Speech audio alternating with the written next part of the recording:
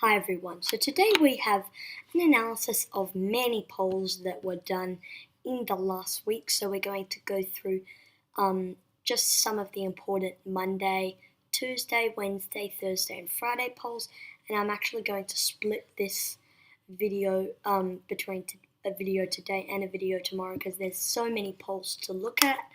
So today we will be looking at the first 13 or so polls that were done. I have all the polls lined up in here. So we're going to look at the latest poll in the state of Florida. It's actually not the latest, but you know what I mean. And that is a tie done by UNF, and that is a tie between Nelson and Scott, 45-45. Which is actually very consistent with what we've been seeing. This poll has it 45-44, 41-42, a bit more undecideds there, but 44-46, 47-47, so about the same amount of people. And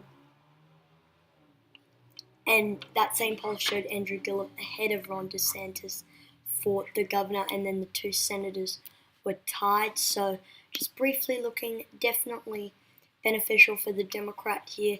He was tied up. It was looking like, oh, maybe it's not so great for Bill Nelson if you look at all of these polls here.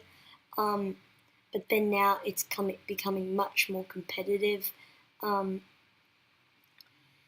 It's going to be a very, very, very, very, very close race. Probably the closest race. So, interesting poll there. Another poll, we're looking at that Senate race in the state of Arizona. So it is an Emerson poll, which shows Sinema leading by 6%. So that's very good. I mean, this Emerson poll was looking like, oh, maybe Martha McSally could edge this one out because these two polls said so. But then as we got, then people were saying, oh, this Fox News one is an outlier, and then CNN is biased, so these two don't count. But now we have 4 polls in a row with Sinema leading, and just 2 polls that show Martha McSally in the lead, and that gives Sinema's average much higher at 2.5%. So that is definitely beneficial for Kristen Sinema. At the end of the day, it looks like she's going to go on and be the next senator from the state of Arizona. So next we are looking. We finished this poll actually. So next we're looking at the gubernatorial race in Florida. The same UNF poll shows Gillum with a 4-point edge over his Republican rival. So 4 points is definitely beneficial to Andrew Gillum in the state of Florida. 2 points, 6 points, 4 points. So about the same amount here in the state of Florida. So very beneficial to the Democrat there.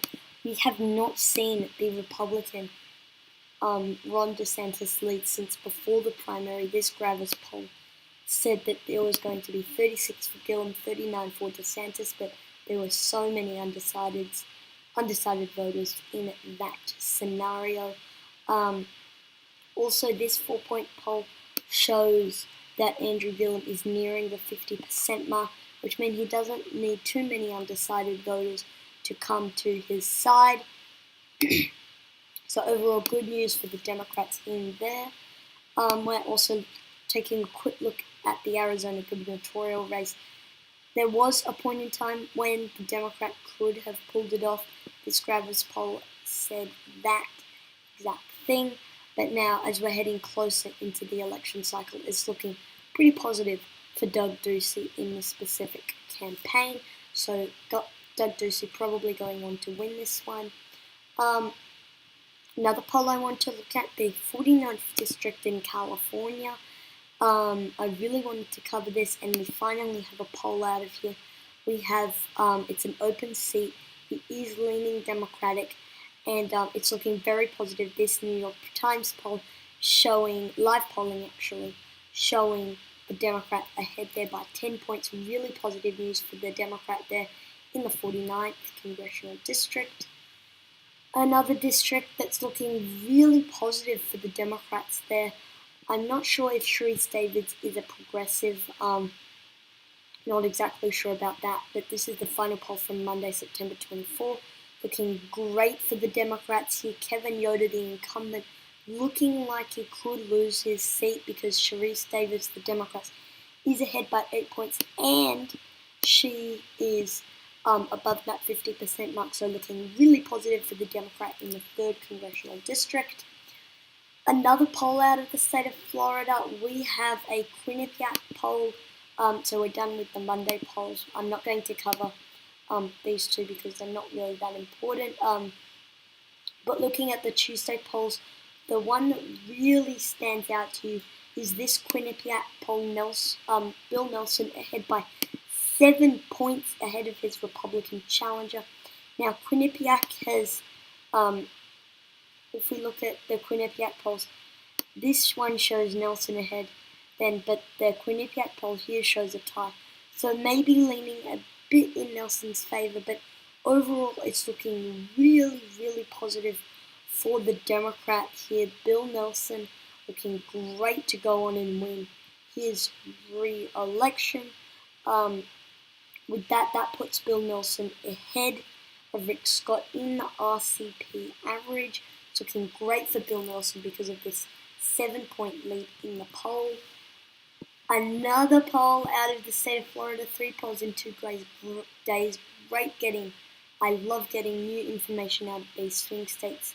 Bill Nelson up by 3%, not as good as his 7% lead, but a lead is a lead. And so it's looking great for Bill Nelson going on to win the race against Rick Scott. So looking great for him with these 2 polls and a tied poll. So in the last 1, 2, 3, 4, 5. In the last 5 polls, 3 of them show a Nelson lead, 1 of them shows a Scott lead, and 1 shows a tie. So looking great for Bill Nelson going on to win his re-election. We have yet another poll coming out of the state of Arizona, an NBC poll now, which shows Sinema leading by 3 points. Very good for Kristen Sinema. This poll, very good in all the aspects actually. So very good chances going on to win the re-election. Not re-election, but an open seat. Looking positive for Kristen Sinema to go on and win that seat. Another poll we have out of Montana, I believe. It's not great news for Jon Tester. I mean, I think that he should be leading by a bit more than 4 points. However, a lead, once again, a lead is a lead, and you cannot take this away from Jon Tester. He is leading by 4 points. It's looking really good for Jon Tester. It's looking really good for Jon Tester to go on and win that. However, I believe not as good as it should be. I think that Jon Tester could improve on this. Now we have a poll out of the state of Florida again. That I'm actually skipping Massachusetts Senate races. It's not important, of course. Warren leading by 26%, not a big surprise. Florida gubernatorial race, and Andrew Gillum versus Ron DeSantis, the Democrat here. Great shot at winning this race. Right now we're actually looking at the 5-point lead. I believe it's 5 points. Yeah, it's the 5-point lead here, so looking amazing for Andrew Gillum. In all the polls, if you just look right down the ballot, 2 points, 4 points, 6 points, 2 points, 4 points, 5 points, and the 9-point I'm actually going to cover later. But looking amazing for Gillum going on with his re-elections. So overall looking great. Andrew Gillum probably going to be the next governor of the state of Florida. I just need to check one thing, how many ones I've done. So one.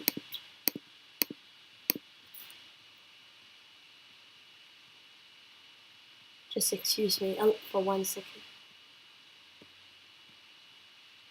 So we're actually going to this is the last poll we're looking at. We'll look at this poll done in the state of Oregon, Brown +1. However, I really think Kate Brown is not going to win by 1 point for a few reasons. One, the polling firm that's done this clout research, very partisan. They're really not. I mean, clout research we've seen before, giving the Republican the edge. I mean, that's really not what is going to happen. Another reason why I see, even if you say, okay, this polling firm is fine, even if you say that, we have to consider that there are a lot of undecided voters in this scenario, 42 to 41. And since Oregon is a Democratic state, they're probably going to come back to the Democrat Kate Brown in this circumstance. So not looking very positive for the Republican in this scenario. And so I believe that's going to wrap up this video. So yeah, so thank you guys for watching this video.